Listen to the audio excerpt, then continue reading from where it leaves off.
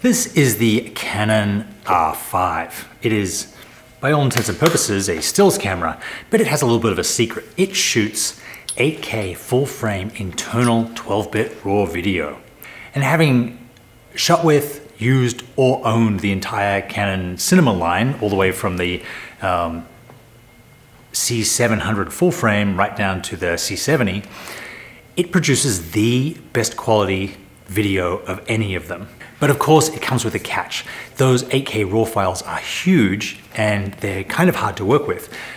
But there is a really easy and practical workaround so that you can use this camera to shoot amazing video and edit it in real time on even a basic computer.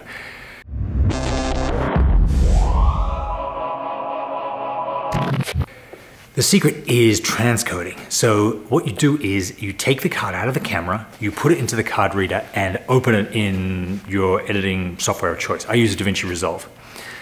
Then I load the file from the card or files from the card onto the timeline and grade them. I apply a lookup table. Sometimes I do more than that. Sometimes I add sharpness or power windows. And then I turn around and export that 8K RAW file as 1080 ProRes 422 or 4K ProRes 422L. So a much more usable, much more compact, small file that still has wiggle room if you want to recapture or regrade a little bit, change the colors. And I output that to my hard drive and that becomes my new master. I don't work with or save the RAW files from the camera. This means you can get all the advantages of RAW, all the latitude, all the amazing colors, the separation, the white balance flexibility to shoot something in, 10,000 Kelvin and then shift it all the way down to 3,200 Kelvin if you got the white balance wrong. You get all of those benefits, all with the flexibility of having a small 4K or 2K file. You can edit on almost any computer very, very easily in real time without having to use other proxies or workarounds or offlines. And it will save your hard drive space a ton because you're not having to store these huge RAW files on a hard drive. You just grade from the card, transcode right to your hard drive, delete the files on the card when you're done with them.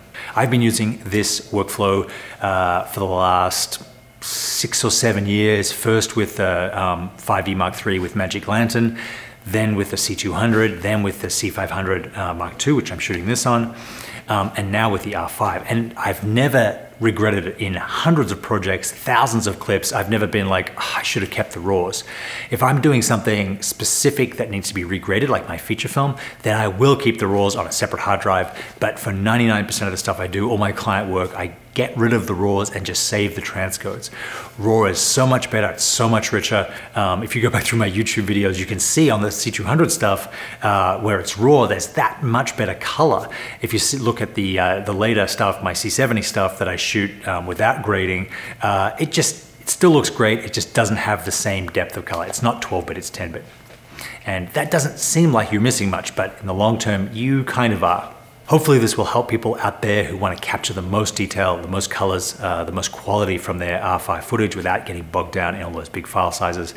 If you're interested, I have a whole R5 video masterclass on CanonMasterclass.com. Check it out in the link below. It has this detailed workflow plus a whole bunch more of tips how to get the most out of this camera, how to tell your stories. That's all for today. Thank you very much for watching. I will see you next time.